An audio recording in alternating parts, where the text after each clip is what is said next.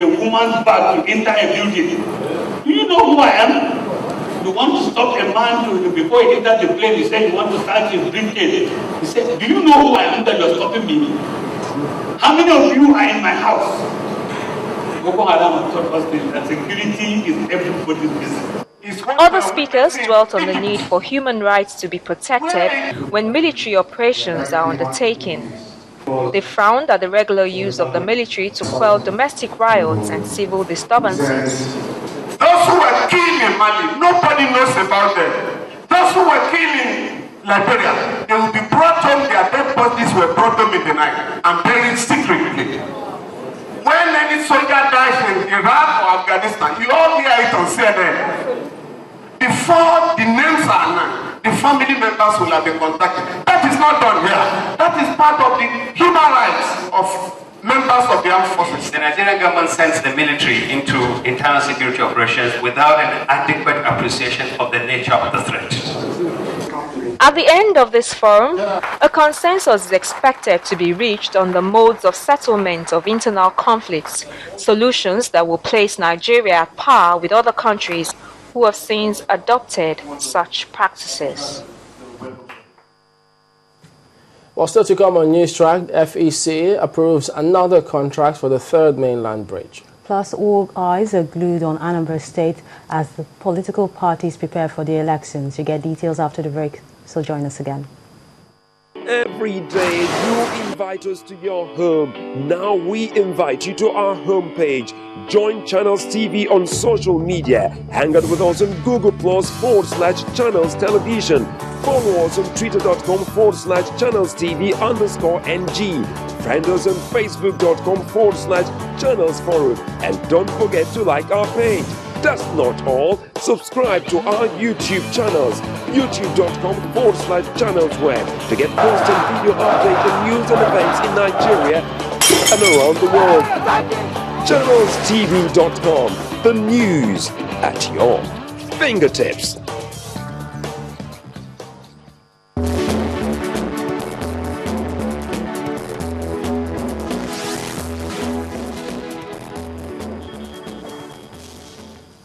Thank you so much for staying with us, and do remember that all our top stories and other programs can be found on our website. It's channelstv.com and on youtube.com/channelsweb. But if you're on the go, you can visit m.channelstv.com to view us live on an iPod, iPhone or BlackBerry. You can also download the Channels TV app for Android and Nokia 920 devices from their respective stores.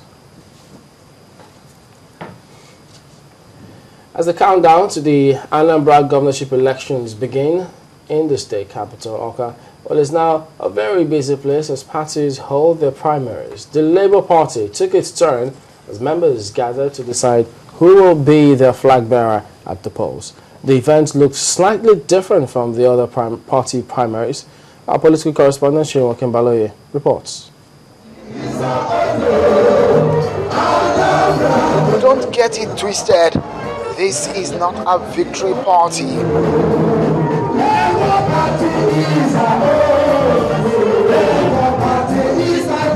It is the Anambra Labour Party primaries, but the atmosphere here demonstrates the kind of spirit among the members of the party. Unlike other parties in the state, where a number of aspirants vied for the ticket, in the case of the Labour Party, only one person is up for the election. Two other candidates said to have shown interest failed to show up. This is how the over 1,000 delegates decided on their governorship candidate. If you want Dr. Ifeanyi Ubah to be your governorship candidate on November 16, 2013, stay here and raise up your hand.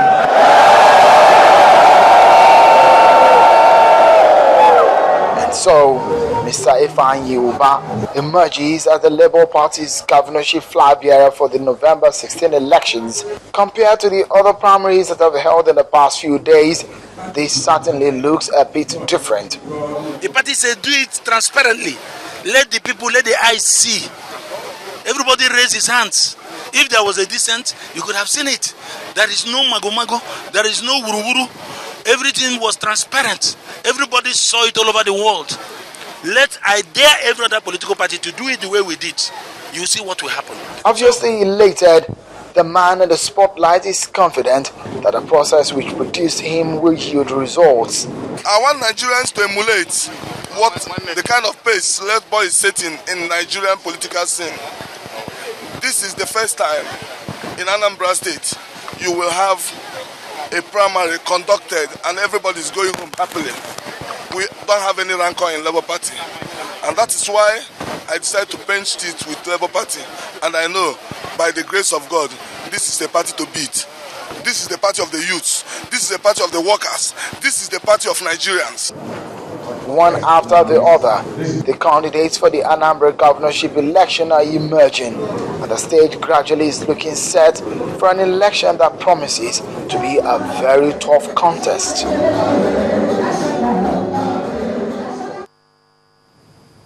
Still talking party politics, an aspirant of the All Progressives Congress for the Anambra governorship election, Chris Ngige, says he does not have any advantage in the fight for the party's ticket. The serving senator was at the party's Abuja office yesterday to submit his nomination form. He said his endorsement by the governor of Imo State, Rochas Okorocha, does not mean that the party guidelines will not be followed. And there's nothing like an advantage over there because the party constitution is clear. It's clear and the Electoral Act is clear. The Electoral Act says that the parties must conduct primaries to produce their candidates. And that's exactly what we're doing now. I have submitted my form. Anybody who wants can buy the form and submit. From any constituency, but it must be within Anambra State. But there's nothing wrong in a father. If you have many sons, you can say you have 4 or 5 sons. And some people say to you, we are going through a contest, a wrestling contest. And you say, this is the son I'm going to send because I know when he gets there, you know win him. That doesn't mean that if the contest is open, that any other person cannot come and say, I want to vie. So that's it. That's all I can say about it.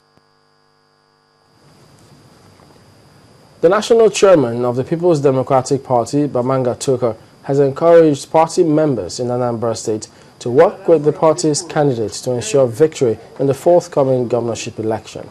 The chairman was speaking at the party's national secretariat after PDP's candidate, Tony Woye, was handed his certificate of return. Mr. Tukur said the state is a PDP state and the party must reclaim it.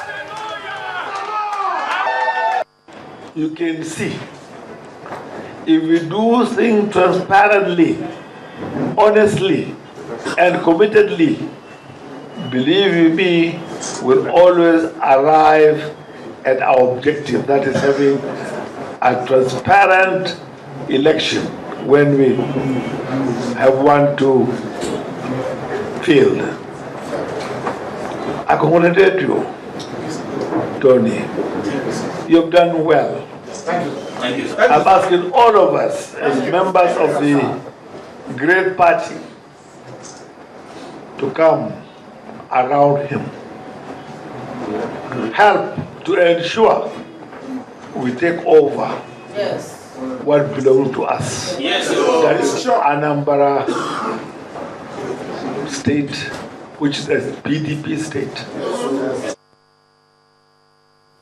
And away from politics, the third mainland bridge is in the news again, following reports of excessive vibration of the bridge under heavy traffic. The federal government has approved a contract for a comprehensive underwater inspection, assessment and survey of the bridge. Other issues, such as the Fadama project, were discussed at the meeting. Our correspondent, Chukwuma Onyekusi, reports. Major issues dominate the Federal Executive Council this week, beginning with agriculture. Fadama is Hausa name meaning irrigable land.